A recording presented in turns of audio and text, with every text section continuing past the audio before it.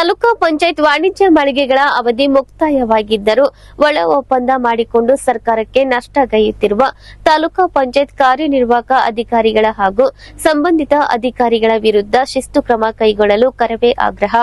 ಈ ಕುರಿತು ಕರ್ನಾಟಕ ರಕ್ಷಣಾ ವೇದಿಕೆ ಎಚ್ ಶಿವರಾಮೇಗೌಡ ಬಣದ ಸಿದ್ದನೂರು ತಾಲೂಕು ಅಧ್ಯಕ್ಷರಾದ ಜಿ ಸುರೇಶ್ ಗೊಬ್ಬರಕಲ್ ಹೇಳಿಕೆ ನೀಡಿದ್ದು, ಕಮರ್ಷಿಯಲ್ನಲ್ಲಿ ರಾಜ್ಯಕ್ಕೆ ಖ್ಯಾತಿಯಾಗಿರುವ ಸಿದ್ದನೂರಿನ ತಾಲೂಕಾ ಪಂಚಾಯತ್ ವಾಣಿಜ್ಯ ಮಳಿಗೆಗಳನ್ನು ಮುಕ್ತ ಟೆಂಡರ್ ಕರೆದು ನಿಯಮಾವಳಿಯಂತೆ ಹಂಚಿಕೆ ಮಾಡಬೇಕಾಗಿತ್ತು.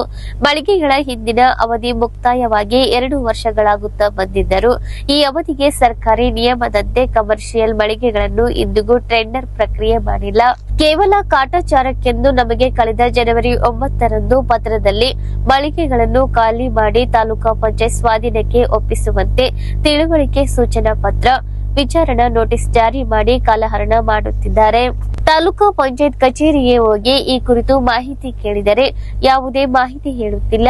ಹಣದ ಆಮಿಷದಿಂದ ತಮಗಿಷ್ಟದಂತೆ ಮಳಿಗೆಗಳ ಬಾಡಿಗೆ ನೀಡಿದ್ದು, ಟೆಂಡರ್ ನಿಯಮ ಉಲ್ಲಂಘಿಸಿರುವ ಸಿದ್ದನೂರು ತಾಲೂಕಾ ಪಂಚಾಯತ್ ಕಾರ್ಯನಿರ್ವಾಹಕ ಅಧಿಕಾರಿಗಳ ವಿರುದ್ಧ ಮತ್ತು ಸಂಬಂಧಿತ ಅಧಿಕಾರಿಗಳ ವಿರುದ್ಧ ಶೀಘ್ರ ಶಿಸ್ತು ಕ್ರಮ ಕೈಗೊಳ್ಳಬೇಕು ಎಂದು ಜಿ ಸುರೇಶ್ ಗೊಬ್ಬರಕಲ್ ಆಗ್ರಹಿಸಿದ್ದಾರೆ.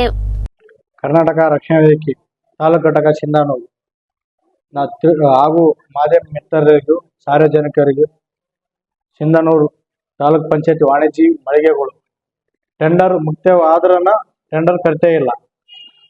ಇಲ್ಲಿ ನಾವು ಸುಮಾರು ಒಂದು 20 ದಿನ ಮುಂಚೆ ಒಂದು ಮನೆ ಕೊಟ್ಟಿದ್ದೀವಿ. ಮನೆ ಕೊಟ್ರನ ಇವಾಗ ಕೇಳಕ್ ಹೋದ್ರ ಹೌದು ಅವಾಗ ಆಗ್ತಾ ಇವಾಗ ಆಗುತ್ತಾ ಅಂತ ಹೇಳ್ತಾ ಇದಾರೆ. ಸೊ ಏನೋ ಕೇಳಕ್ ಸುಳ್ಳು ಮಾಹಿತಿಗಳು ಕೊಡ್ತಾರೆ. ಸಾಬ್ರು ಹಾಗೂ ಎಡಿ ಸಾಬ್ರು ಏನೋ ಯಾವ್ದನ್ನ ಒಳ ಮಾಮೂಲಿ ಇಟ್ಕೊಂಡ್ರು ಏನ್ ಮಾಡಿದ್ರು ಗೊತ್ತಿಲ್ಲ. ಎಲ್ಲ ಅವ್ರು ವಾಣಿಜ್ಯ ಮಳಿಗೆಗಳು ಎಲ್ಲ ಓನರ್ಗಳು ಇವರು ಕೇಳಕ್ ಹೋದ್ರ ಇನ್ನೊಂದ್ಸಲ ಆಗುತ್ತಾ ಏನೋ ಇಲ್ಲ ಮುಂದಿನ ಸಲ ಮುಂದುವರಿಸ್ತೀವಿ ಹಾಗೆ ಆಗಿ ಅಂತ ಹೇಳ್ತಾರೆ. ಹಾಗೂ ಸಾಬ್ರು ಬಂದು ಕಠಿಣ ಕ್ರಮಗಳು ತಗೋಬೇಕು, ಎಲ್ಲ ಪರೀಕ್ಷೆ ಮಾಡಿ.